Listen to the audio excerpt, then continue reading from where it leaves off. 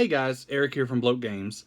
Coming at you today, just want to do a little video about retro clones. But I wanted to start off with saying thank you to my 94 subscribers. I'm like almost to the 100 mark. It's crazy. And thank you to everybody who just is taking time to watch my videos or like my videos, share my videos. Even if you haven't subscribed, I do really appreciate it. It's kind of a little bit overwhelming sometimes when I stop and think about it. So thank all you guys. I appreciate that. Now, the retro clones. I want to talk to you about retro clones today. Anybody who's watched this video or this channel for any amount of time has probably seen me do more than a few reviews of retro clones. And I wanted to talk to you about why I like retro clones and why I think that they're very important for the hobby. First off, it goes beyond nostalgia. Now, there is a key component there of nostalgia, taking me back to the glory days of gaming or the days of my youth. But really, what it boils down to is there's a sense of familiarity, but it's different. So it's kind of like it's like getting a new Dungeons and Dragons book for first edition or whatever this many years later. It's also fun for me to read them and see how the rules were interpreted, to see how they're laid out, to see how they present the information. I mean, if you take a game like Mazes and Perils and you set it side by side with a game like White Box Fantastic Medieval Adventure Game or White Box Swords and Wizardry or Blue Home, all these games present generally the same information, but in a totally separate way. And I think that's really important for people who are looking for a game or looking to maybe get back into the hobby after some time away. Each person's taste is different, and so what I may like about a game, you may not like.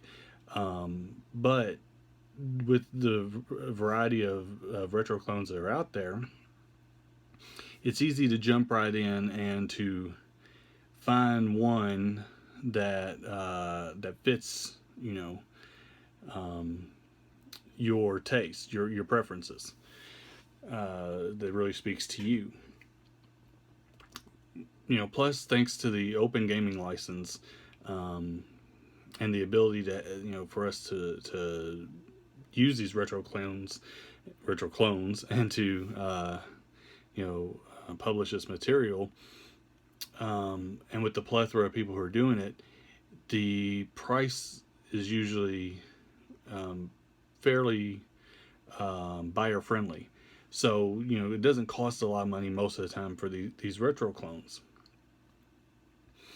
And then, also it takes, some people have worked for years and honed their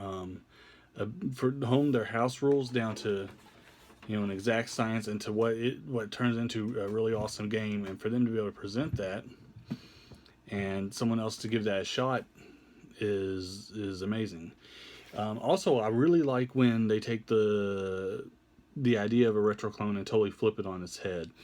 Like White Lies. White Lies is a game it's a retro clone of Swords and Wizardry White Box, right? Which in itself is a retro clone, but it uses the Swords and Wizardry White Box rule set, but it applies it to the modern day, and in particular focuses on espionage and spies, and all that goes along with that. So that's a really neat use of the rule system that I really like, that is familiar to somebody that they could pick up and play in a different time period. And so you're not trying to recreate Dungeons and Dragons there. You're trying to create a different play experience, but with a familiar rule set. There's also like a game called Skyscrapers and Sorcery, and it's the same kind of thing. It's set in modern times, but you're in a city where goblins exist and things like that, and they're not known by most people, but you get to play up against those type of things, and dragons exist and all that stuff. Really neat use of the rules. And they've done several. Well, I did one. Survived as zombies. I set in I use the rules and set my setting as a near future zombie apocalypse. So that's what I really like about the retro clones is that you don't have to totally reinvent the wheel. It's something that's pretty easy to learn that most people can jump right in. You can take it and you can change it. Gaming has evolved, and you can change it to fit whatever need or whatever goal you're going for. But that's why I like retro clones, is because there's so much freedom, and the mechanics that are in retro clones are so modular that you can literally pull out what you want and replace it with something else. And it most of the time it doesn't break the game. If it's done correctly, it won't break the game. So I'd like to hear from you though. What do you like about retro clones? Do you have a favorite retro clone? Um, have do you have a favorite author of retro clones? Um, just any thoughts on that would be awesome. I'd love to hear about that. Is there a game that you wish had an open gaming license? For me, it's Palladium. Yeah, I wish Palladium had an open gaming license. I would love to make some of my own Rifts books.